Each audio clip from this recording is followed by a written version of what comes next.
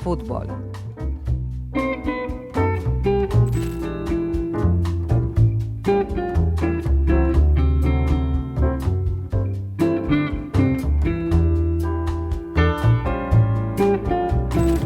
Carlos Borsa es periodista partidario del Club Atlético Independiente. Conduce los programas La Cocina del Rojo y Campanas del Infierno. Yo soy oyente del programa de la noche y la verdad tenés mucha información. Primero que me parece que es equilibrado, no jugás para digamos, con una posición, sino que lo pensás como pensamos los hinchas independientes, digo, ¿no? Casi desde ahí. Trato de no dejarme llevar por el momento y por la explosión que genera el fútbol, digo, ¿no? Claro, porque pasamos de la alegría, la euforia, a la depresión total. Es una vieja propaganda de una cerveza. Sí, claro. Viste que cuando el 9 erraba un gol, decía, sacalo, esté muerto. Y cuando lo hacía te dije que es un fenómeno. El mismo tipo al minuto, ¿viste? Entonces, sí, tratamos de estar equilibrados. Después cada uno en el programa somos muchos. Sí. Y la verdad que yo siempre les digo, tienen la libertad para decir absolutamente lo que quieran, siempre y cuando sea argumentando. Ahora, este tema no es solo de un club. Pasa con todos los periodistas deportivos ese cambio, ¿no? De poder pensar y llevarse mucho por la ola, ¿o me equivoco uno? A ver, yo creo que el periodismo partidario tiene algo un poco más pasional. Más fuerte, claro. Porque en principio es periodismo. Sí. Pero es algo más pasional, me parece, porque ya te involucra sentimientos, te toca las tripas, te toca las entrañas, ¿viste? Te toca algo que vos decís, bueno, ¿cómo trato de equilibrar esto? Igual el periodismo también, en general, el deportivo, que a mí me gusta mucho hablar del juego, claro, particularmente. Sí. Yo me enojo mucho a veces porque trato de ver fútbol también, bastante, me enojo mucho cuando digo que se comenta, entre comillas, en modo vigilante. El modo vigilante es, che, ¿qué gol se comió aquel? Bueno, mi tía Marta también se dio cuenta que ese se comió un gol. Explícame por qué, porque vos tenés más herramientas detrás del micrófono para decirme el por qué. Claro. Y el por qué tiene que ver con que estaba pareado con un defensor, porque era un centro y lo encandiló la luz solar, porque si era de noche capaz que los focos, lo hicieron perder la referencia, porque cerró los ojos a la hora de cabecear, porque llegó a destiempo, porque acomodó mal el pie de apoyo. Tenés un montón, sobre todo con las imágenes, de variantes como para decir el porqué. Y no solamente el ponerte arriba de hacer una cosa totalmente popular para generar indignación, porque hoy la indignación paga. Este es el tema. Bueno, pasa en la política también, es mejor hablar de las personas que de las ideas, ¿no? Por supuesto. Entonces, como paga mucho la indignación, ¿no? Y vos decís, che, ¿de dónde es necesario? Sí. Es necesario. Entonces, bueno, a veces me peleo mucho con la tele, o con muchos colegas que a muchos en algún rol los admiro y en otro rol no me gusta lo que hacen y nada más, pero lo puedo debatir y tengo la tranquilidad de decírselos en la cara antes de decirlo al aire también. Totalmente. De buena manera, no de un lado conflictivo. Es verdad. El fútbol está cambiando un montón, digamos. Sí. Tiene cambios tecnológicos. ¿Cómo estás viendo? Porque una cosa, yo a veces parece que veo distinto fútbol cuando ves fútbol inglés o algún otro fútbol y ves el fútbol local. Y por otro lado, Argentina es una referencia mundial, ¿no? Sí. Nosotros alimentamos a Europa de jugadores. Sí. No sé, ves el juvenil y la verdad, los jugadores tenemos un equipazo, digamos. ¿Cómo estás viendo eso, estos cambios y el fútbol en general? A mí el fútbol argentino en líneas generales me encanta. Capaz que tiene que ver con esto de haber nacido acá. Sí. A mí me encanta el fútbol argentino. Vos me pones un fin de semana y decís, che, ¿qué querés ver? No sé. Sí, el Nacional B. Tigre Sarmiento o la Premier. Y déjame Tigre Sarmiento. La Premier me parece de las ligas más importantes, sí, ¿no? O de las más lindas para ver o más atractivas. Ahora después, yo creo que siempre corrimos de atrás en un montón de cosas con respecto a Europa en infraestructura, sí, y en un montón de situaciones. Ahora, vos me preguntás, ¿por qué el futbolista argentino es tan valorado afuera? Y capaz que por esa cuestión ambigua que tenemos nosotros de la exigencia que a veces nos pasamos de rosca y hasta qué punto llega, sí, y eso le hace un callo al futbolista que me parece que después parece un todoterreno. Muchas veces hablas con futbolistas que están en lugares de privilegio y cuando vuelven a la Argentina dicen, che, ¿sabes cómo extrañaba que me puteara? Y vos decís, pero en serio estás diciendo. Y vos decís, no está bien, pero pasa. Pasa. Entonces, digo, yo al fútbol argentino lo veo envuelto muchas veces en el negocio y a veces los hilos del negocio se notan y mucho, pero creo que pasó toda la vida. Me da cierta añoranza la década del 80, pero uno, viste que naturalmente vuelve a esas etapas adolescentes porque parece que fueran... Donde vivimos nosotros. Donde fueron muy fuertes y donde te empiezan a marcar también. El adolescente absorbe todo. Alguna vez, mira, con respecto a esto dijo... Porque uno dice, che, qué felices éramos cuando éramos chicos, ¿no? Sí. Llevado al fútbol o cualquier plan. Y un día al flaco Dolina le escuché una frase que yo creo que es muy difícil, viste, que uno lo piensa y después decir, esto es. Este lo dijo así. Porque tiene la cabeza para decirlo. Y un día el negro Dolina dice, ¿sabes por qué nosotros añoramos cuando éramos chicos? No era porque la pasábamos tan bien, era porque estábamos todos. Mira qué simple, ¿no? La pucha. Claro, uno no tiene tanta pérdida cuando es chico, en líneas generales. Entonces es todo más contenido, es todo más feliz, es todo más dinámico. Bueno, y en esa felicidad también entra el fútbol y el descubrir el fútbol.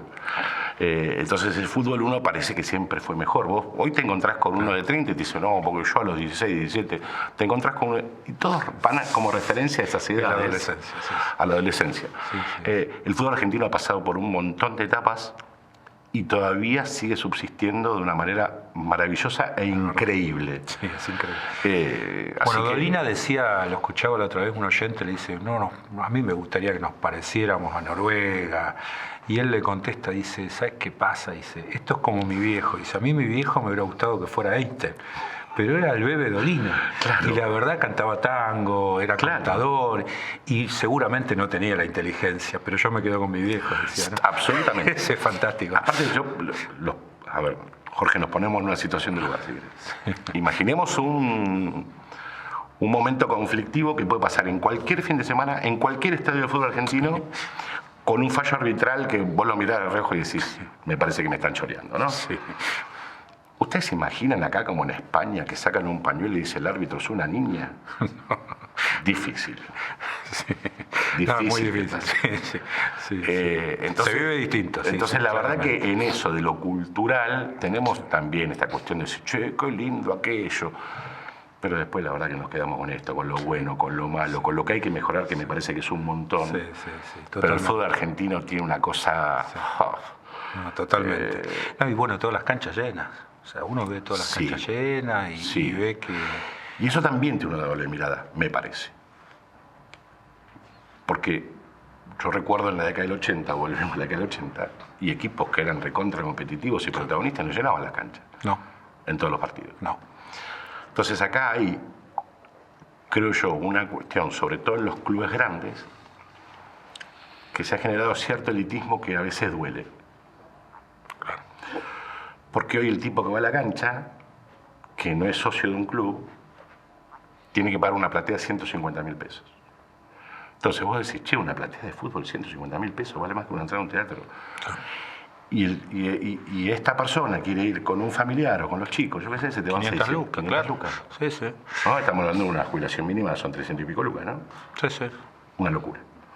Entonces, ese elitismo me parece que no está bueno y habría que reconfigurarlo de alguna manera, habría que sectorizarlo por lo menos. A mí me parece que eso arrancó con un modo Boca, y es verdad. Donde Boca empezó a tener mucha cantidad de socios y mucha demanda. Esa demanda hizo que quedaran los que podían sobrevivir y en esa supervivencia quedaron un montón afuera. Y hoy el fútbol expulsa a muchos hinchas que genuinamente quieren ir. Y bueno, habrá que replantearse ese tema, me parece. Hay algunos aspectos igual de diferencia de esa adolescencia ahora, ¿no?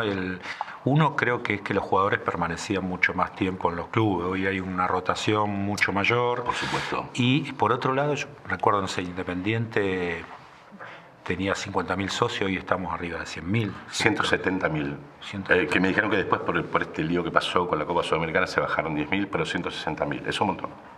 ¿Cómo hace para decidir quién va a la cancha y quién no? Es un problema también para los dirigentes, ¿no? Sí, claro. No hay cancha que aguante. Ahora, después tiene 15.000 abonados con Independiente, tiene la verdad que un récord de abonos.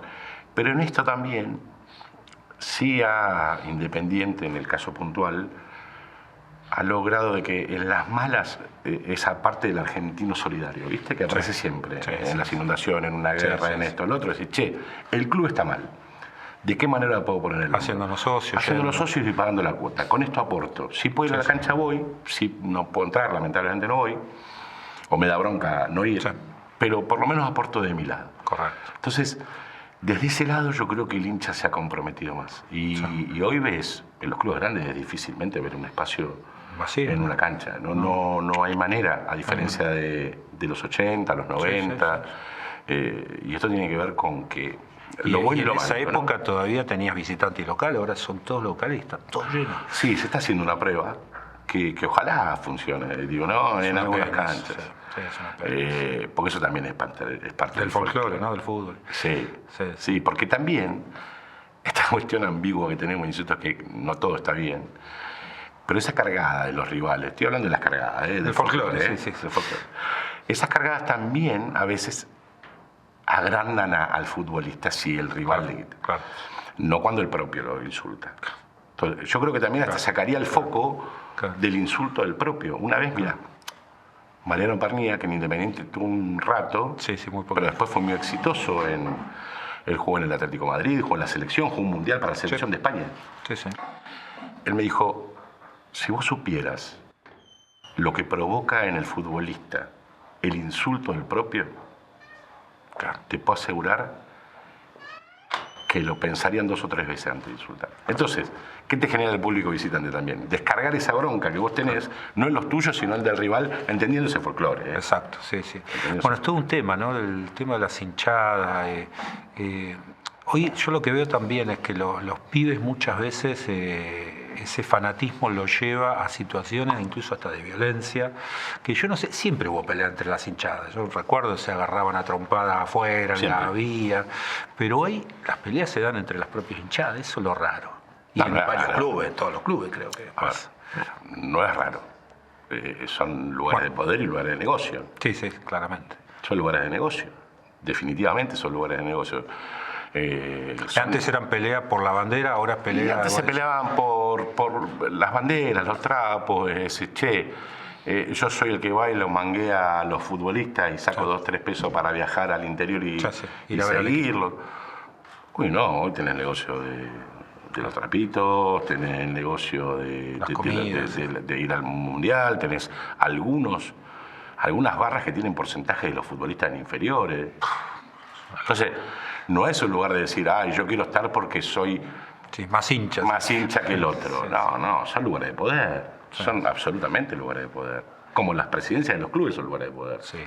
Bueno, están habiendo muchos problemas con eso, ¿no? Estaba viendo el caso de San Lorenzo, que no está acéfalo, ¿no? Una cosa extrañísima, digo. Todas estas cosas nos están pasando. Porque son lugares de poder hoy con tal de ganar. Yo escuchás cada barbaridad que vos decís, ¿estás hablando en serio? Entonces, dice, no, este es poderoso, entonces este nos va a salvar de esto. El otro el otro mirá los contactos que tiene, ¿no? Nos va a salvar. Y antes... Para ser dirigente tenés que tener plata, digamos. Claro, entonces es una locura, digo, para mí primero tenés que tener capacidad. Claro. Pero eso se daba antes, hoy no se da tanto. Hoy, la verdad, se piensa mucho más en el poder, para desde el poder, los del poder hacer negocios y tratar de que el hincha se quede contento, que la verdad que el hincha genuino y que dice, yo tengo algo para aportar. Volvemos otra vez, digo, yo no soy un tipo que vaya o tenga el pensamiento del Assad, no me parece. No, totalmente. Ahora, dicho esto, también habría que replantearse que hay lugares en los clubes que tienen que ser rentados porque se mueve muchísimo dinero. Y bien pagos. Bueno, fue uno de los problemas con Doman, ¿no? Cuando asumió que decir cómo se lleva adelante una gestión ad honorem, digamos, ¿no? Como lo digo en términos generales, sí, no por Doman. Es imposible. A ver, una tiene que tener a alguien el tiempo como para hacerlo y no dedicarse a otra cosa. Claro, tenés que tener plata, no Porque tener chance. No hay chance, sino antes, yo voy a poner, insisto, en Independiente, digo, ¿no? Don Pedro Dios ocupaba horas, pero se ocupaba horas a su laburo también. Sí, sí. Entonces, digo, hoy no. Hoy tiene que... A ver, Doman igualmente en este caso. No, digo un caso... Igual se le vean los hilos y che, lo ponemos acá porque otro no lo puede ver. Y terminó siendo un fronting. Sí, sí. Que después se terminó desmembrando, como muchas de las alianzas de la política del fútbol o nacional. O general, pasa, ¿viste? Porque cuando ganás son todos amigos. Ahora, cuando empezaron a perder, se carpetean, se tiran con de todo. Y vos decís, pero no eran tan buenos antes de las elecciones. Todos, pero todos, digo. Depende, pasa hace 30 años. Sí, lamentablemente. Transversal a cualquier dirigencia. Sí. Lamentablemente. Con mojones importantes, pero transversal a cualquier dirigencia. Ahora, ¿cómo se entiende con todas estas problemáticas? Estamos charlando de las dirigencias, que nos va tan bien con la selección de Argentina cuando no fue tan mal. Yo hago una reflexión siempre de decir, nosotros teníamos a Messi, a Mascherano, teníamos un equipazo y nos iba mal. Hasta que apareció un desconocido como Scaloni y empezamos a... También criticado. Scaloni, digo, ¿no? Sí, pero fue como una sorpresa. Digamos que nadie entendía por qué habían elegido y sin embargo salió bien. Ahora, si me permitís, Jorge, déjame disentir en esto. A ver. El día que se vaya Messi lo vamos a extrañar mucho. Sí, totalmente. Hubiese ganado o no un mundial. Messi fue como Maradona. Son fenómenos especiales. Es un fenómeno que es increíble, es la continuidad de un nivel tan alto y de tan alta competitividad que después vos decís, che, no fue tan mal. Y si Higuaín la empujaba en el segundo palo... Por ahí ganábamos el Mundial de Brasil. Si le cobraban el penal de Neuer también a Higuaín, capaz que ese Mundial lo ganaba. Entonces, el fútbol muchas veces se define por detalles y eso te marca, o para mucha gente marca el que te va muy bien o que te va muy mal. Y la verdad que yo no coincido con eso porque en definitiva gana uno. No, yo en realidad sí es cierto, el de Brasil salimos subcampeones, ¿no? Es que no fue tan mal. Y dos Copa América también, claro, dos partidas con Chile. Pero después de eso como que pasaron varios técnicos. Bueno, viene el proceso de la muerte de Don Julio. Claro, fue complejo eso. Vino una especie hasta que se definía el próximo presidente, el 38-38. Técnicos en los medios como Bausa y demás. Sampaoli. Clasificamos con lo justo, Sí, Sampaoli también ahí, que no le fue bien. No, y que le había ido bien en todo el resto de los clubes, claro. Era lo raro. Bueno, ves que el fútbol a veces no es 2 más 2, 4. ¿no? Por suerte. No, Por suerte, porque decir, trato de estar protegido en un montón de lados. Y después, la verdad que... Es verdad, hay un montón de factores. Es tan multifactorial el fútbol.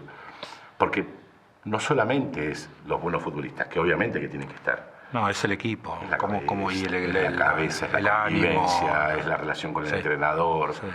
Como dijo alguien alguna vez también, ¿no? Pensar que al fútbol se juega solamente con los pies es tan simple como pensar que un ajedrecista juega con las manos. Totalmente, claro, totalmente. Entonces, el fútbol tiene otra complejidad. Ya que te tengo acá, dale. ¿Cómo ves las inferiores de Independiente? Yo a veces te escucho de jugadores que desconozco absolutamente y digo, ese Barros Ayala debe ser bueno si lo dice Borja. Luchito Barros Ayala es un lateral derecho que, bueno, por lo menos a mí me gusta, pero después todos tienen que llegar a la primera y dar ese examen. Seguro. Digo, ¿no? Pero vos ves y esto es trasladado también a la facultad, decir, che, este es bueno. Y cuando vos lo pones en la cancha, este tenía más ganas, no era tan talentoso, pero con las ganas llegó. Bueno, se verá. Digo que hay. El tema es que se animen a ponerlo, el tema es que la urgencia del fútbol, a veces a los técnicos como no les dan tantas garantías en cuanto a su continuidad, no se animan porque dice, me estoy jugando el puesto, yo pongo este pibe, pierdo 3 partidos y me rajan. Entonces, ese proyecto que era proyecto dejó de ser proyecto. Y ahí se empieza a complicar la cosa. Bueno, Milito dirigiendo Argentino Junior. Pierde los primeros 3 partidos. El presidente lo agarra y le dice, tranquilo, yo te contraté por 3 años, no por 3 partidos. Entonces le dio la tranquilidad ya, como para continuar. Entonces, yendo a tu pregunta de vuelta, Jorge, hay muchos chicos muy talentosos en las inferiores, pero no solamente Independiente. En todos los clubes veo que el Vélez, ¿no? Vélez es una cantera impresionante. Es impresionante. Bueno, River, Boca, los Racing están muy también. bien. Argentinos también tienen chicos muy talentosos. Racing también tiene chicos muy talentosos. Lanús, Banfield, ahora un poquito menos, pero también en líneas generales siempre hay futbolistas que vos decís, che, acá parece que se termina la cosa y te empiezan a aparecer nuevos futbolistas. Al nivel de Messi, no, es muy difícil. pero sí que va a haber un nivel altamente competitivo. Igual aparecen chicos con un talento enorme, ¿no? Que vos decís dónde aparecieron y vienen y juegan muy bien. Bueno, el caso de Thiago Almada, se calzó la camiseta y un fenómeno. Bueno, Thiago Almada, Mastantuono, Mastantuono. talentosos. Defensores también, como el Cuti Romero. El Cuti Romero es extraordinario. Dos de aquellos. Yo hace rato que no veo un central con esa característica y con esa personalidad. Que uno ve a la selección argentina y juega muy bien.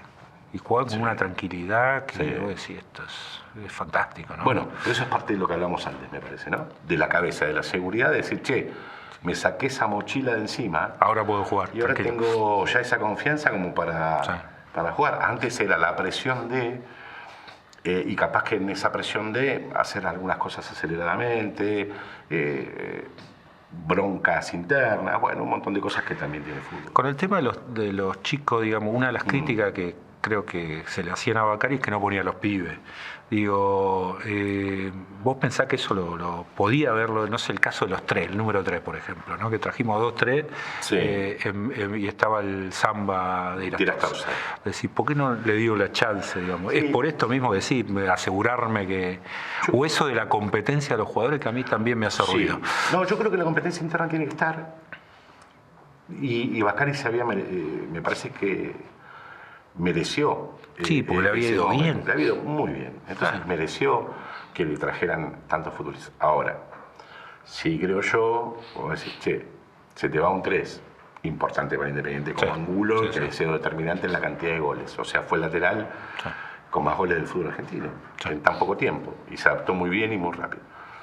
Yo creo que cuando te viene un 3, ya el otro 3 ya está. Decís, no, acá está el freno del dirigente, decís, no. Pero sí, a mí lo de Bacari, no me lo preguntaste, pero te lo digo, me parece que fue una gestión de buena para muy buena, porque potenció jugadores, porque le dio una identidad, porque llegó a una semifinal y el detalle de un penal la podíamos haber ganado. Te puede llegar a ser finalista y campeón. No pasó, pero estuvo cerca. Valorizó un montón de futbolistas, o sea, futbolistas que llegaron, no te digo por 2 pesos, pero por 1 millón, 2 millones de dólares, después pasaron a valer más de 10. Entonces también tiene un valor, y sobre todo el valor que le dio a Bacari y yo, entre tanto negocio del fútbol, es que es un tipo honesto. Sí, eso daba la sensación, ¿no? Ser un tipo honesto. Entonces, encontraron honestidad en el fútbol, un técnico que no diga... a oído sordo un dirigente decir, mirá que tenemos que poner este jugador sí o sí porque me lo trajo el representante, o que venga el representante y le ofrezca unos mangos para poner a otro futbolista. En esa no entró nunca Bacari, y yo la verdad digo, esos tipos dámelo, porque última se pueden equivocar, pero a partir de la convicción. Sí, totalmente. A partir de la convicción. Sí, es como decir, ¿no? Los resultados no te ayudan y te llevan y te empujan. Más allá de los pibes también hay otro fenómeno en el fútbol. Los jugadores se retira mucho más tarde. Messi está en un nivel altísimo, tiene 38. Sí, claro. Di María. Sí, claro. Ese es otro fenómeno que está ocurriendo. Bueno, Cristiano Ronaldo, a pesar de que está en una liga menor, pero digamos sigue haciendo goles y compitiendo a nivel internacional. Esos tipos son animales competitivos, ¿no? Pero sí el futbolista hoy, creo, que tiene otra preparación a los que... En lo físico. En lo físico, en la alimentación, en todo. O sea, hoy un futbolista de alto rendimiento se nutre de otra manera, se lo exige de otra manera, se entrena de otra manera.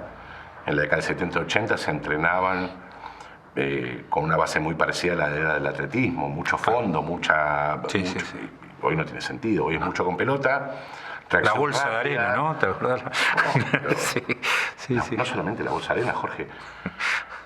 hablas con un futbolista que jugó en los 70, te cuenta. Los entrenamientos te decían, nosotros nos cargábamos un compañero a los hombros y tenemos que trepar una tribuna con el compañero trepado acá.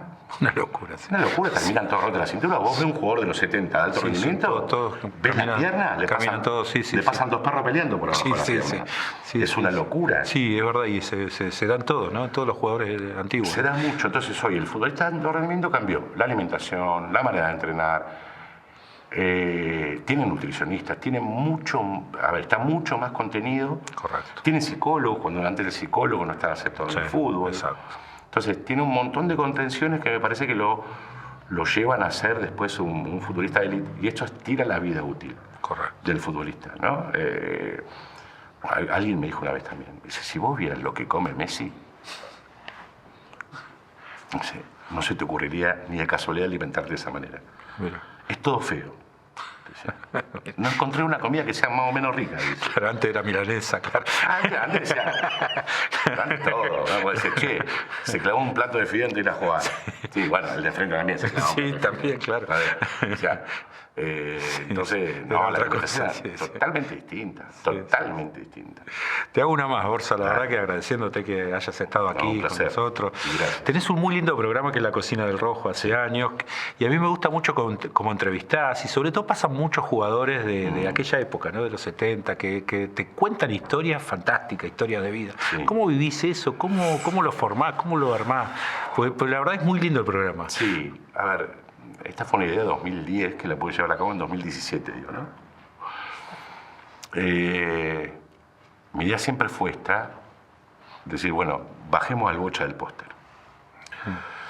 ¿Qué quiero decir con bajar al bocha del póster? Que tiene la estatua, tiene una calle, tiene el nombre de la cancha. Digo, ¿cómo bajar al bocha del póster? Digo, humanizarlo en el punto de que hagamos cosas que hacemos todos durante todo el día o todo el tiempo, que es cocinar, por ejemplo.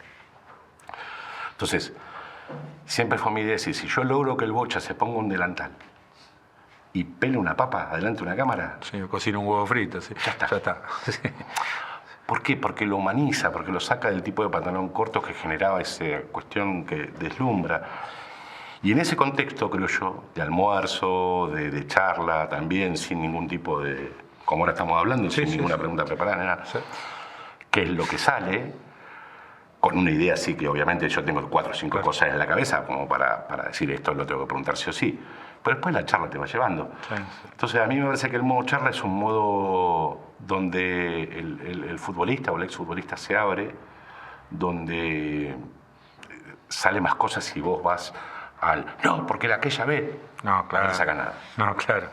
Entonces, en esa apertura yo creo que se logran cosas muy lindas, pasamos de cuestiones muy eufóricas, muy risueñas, a muchas veces estar con situaciones de llanto y de emoción fuerte. Sí.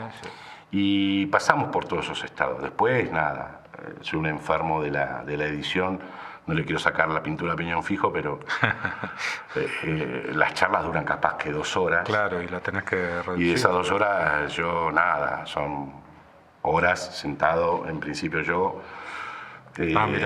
sentado y revisando toda la charla y cortando todo en un Excel. Yo después, fuera de cámara, te muestro una hoja de Excel de corte y vos decís, vos estás loco. Porque yo le paso después al editor, digo, para aquellos que no... Bueno, los chicos de atrás lo van a entender. El crudo, el render con el timecode, ¿no?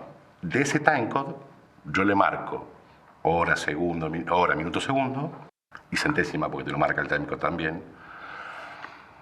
Entonces le anoto el dónde corta, la frase. ¿Y cómo lo enganchas? La frase, y al lado, dónde retomar, con también el timecode, y qué frase retoma. Y a veces corto 1 segundo. O sea, tenés mucho más trabajo. Yo que el editor. Pero, ¿por qué lo hago? No de obsesivo, ni de... O capaz que sí, no sé. Tendría que hablarlo con un psicólogo, con mi psicólogo. Pero, porque yo sé cuál es el pulso de la charla. Yo es la que viví. Si yo tiro todo ese material y le digo al editor, toma, haz lo que puedas. Claro, vos lo viviste. Sí. Sería mucho más laburo para mí decir, no, esto no lo saques, esto déjalo. Entonces digo, ¿Te doy casi medio cocinado el editor? Sí. ¿Te dejé toda la mise en place hecha? Sí. Después ponerle vuelta lento de cómo ponchar, cómo hacer las cosas. Fíjate qué plano garpa más, qué plano garpa menos. Claro. Pero sí me da una seguridad, a veces con mucha bronca, porque el tiempo televisivo es 55 minutos. Claro, no llega.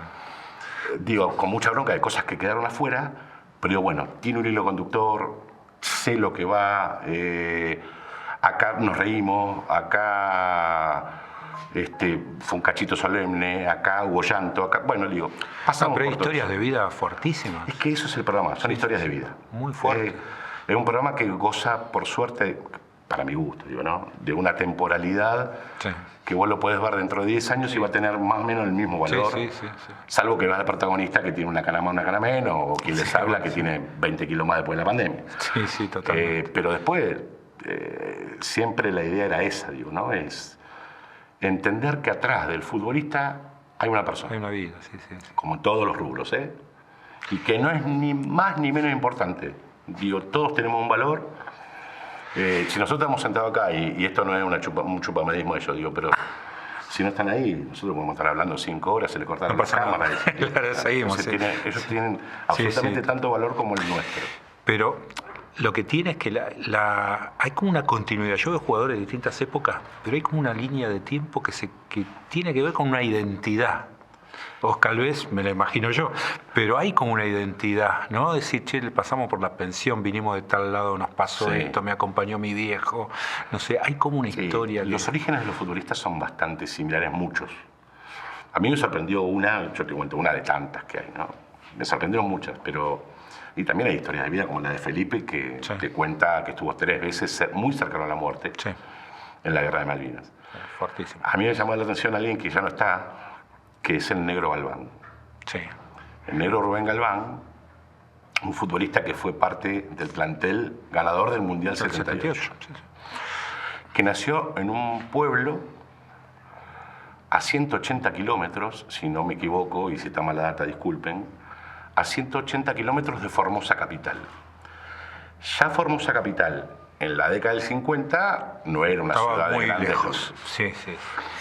Imagínate 180 kilómetros más.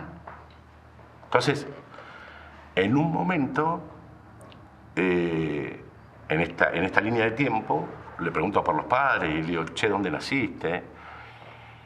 Y él me dice, yo nací abajo de un árbol. Fuerte. Yo, ¿cómo abajo? Nací abajo de un árbol. Mi mamá me tuvo abajo de un árbol. Entender que ese chico de Formosa, nacido en Fontana, que nació abajo de un árbol, que a los 3 años recién pudo tener su casa de adobe, con mucho sacrificio del padre, y que pasaron frío, todos los fríos del mundo, todos los calores del mundo, con poco recurso. Y ese mismo muchacho fue creciendo, vino a probarse Independiente, fue ídolo en Independiente, y después fue parte de un plantel. Fue campeón del mundo. Es una fantástico, cuestión fantástico. sensacional. Es fantástico. Sensacional. Es fantástico. Y así con muchos. Pero digo, eso me quedó, entre tantas, digo, esas historias. Fortísima, sí, muy, fortísima. Y la verdad muy. que un jugadorazo negro. Uf. Un jugador de aquello. Uf. ¿Vos qué años sos? Yo llegué a verlo, sí, me vi todas las... Ya no me voy a hacer pendejo, pero soy, no, un poquito. Sí, lo llegué a ver. La primera que fui a la cancha fue en el 70, así que imagínate. Ah, claro. Independiente Rosario Central, me acuerdo. Claro. Me acuerdo perfectamente el primer partido. Sí. Mirá qué bien. Sí. Así que sí, Claro. de esa época, de chiquito. No, bueno, pero después lo Sí, lo podés registrar. Sí, lo puedes registrar. Yo nací en el 70, Ah, mira. entonces viste que el registro a los 6, 7 años me Sí, lo tenés todavía no medio lo tenés. borroso. Sí. Y no había tanto registro fílmico No, como para revivirlo y eso te da bronca. ¿ves? No, es tremendo, pero llegué a ver la década del 70. Fuiste el tipo más feliz del mundo. Totalmente.